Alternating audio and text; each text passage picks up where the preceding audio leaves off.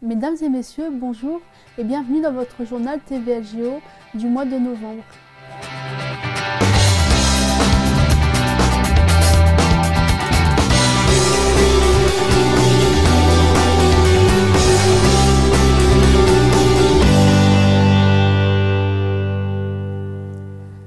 Tous les 3 mois, le CVS de Guy Pava se réunit pour parler de la vie quotidienne des ouvriers.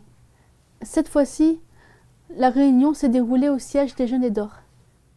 Disons qu'on a commencé par la visite de Monsieur Goron qui nous a expliqué un peu les services qu'il y avait au siège. Ensuite, on a visité plusieurs services, services de paye, services informatiques, les ressources humaines. Et ensuite, nous avons enchaîné sur le CVS dans les locaux du siège.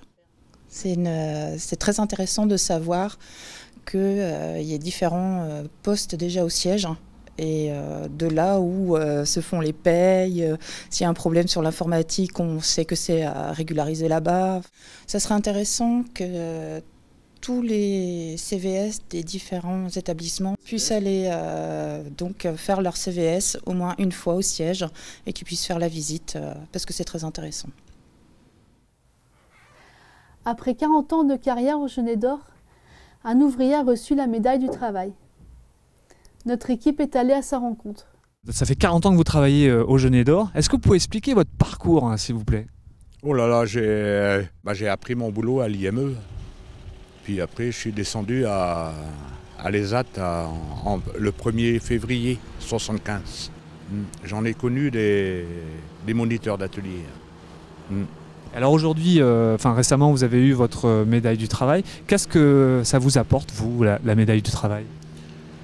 Ah bah, ça fait un souvenir aussi. J'étais un peu ému. Bientôt la retraite, j'imagine? Oui, en 2020, la retraite. Et les jeunes, alors, parce que maintenant, il y a des jeunes qui arrivent dans l'équipe d'Espace Vert. Quel conseil vous leur donnez, vous, au quotidien? Bah, j'essaye de leur expliquer un peu comment ça marche, le boulot. Mais bon, des fois, ils veulent pas beaucoup comprendre comment ça se passe. Mais bon, je leur explique comment ça marche. Ce mois-ci, à Poudane-Mézeaux, s'est tenu un échange de pratiques professionnelles autour de l'autisme. Au programme, divers ateliers dont l'accès aux soins, l'alimentation, les activités et loisirs, l'aménagement de l'espace et les relations aux familles étaient présents.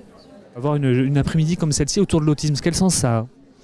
Ça permet de pouvoir échanger en fait avec d'autres professionnels qui ont vécu des difficultés ou même qui ont trouvé des solutions pour certaines choses, et ça permet d'échanger et aussi de faire connaître la mission d'appui, de savoir qu'on peut compter et d'avoir des ressources en fait afin de pouvoir avancer dans la prise en soin de l'autisme.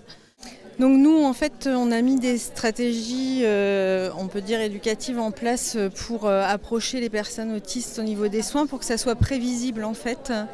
Et donc on travaille avec des codes objets, les soins sont prévus sur la semaine, et donc on a travaillé, on travaille régulièrement en fait pour que les personnes acceptent les soins et commencent à les connaître et que ça soit prévisible pour eux. Donc avec différents types d'objets, des renforçateurs et voilà. Dès décembre, l'équipe du TVLGO s'agrandira avec 2 nouvelles intervieweuses et quant à moi, je vous dis à très bientôt.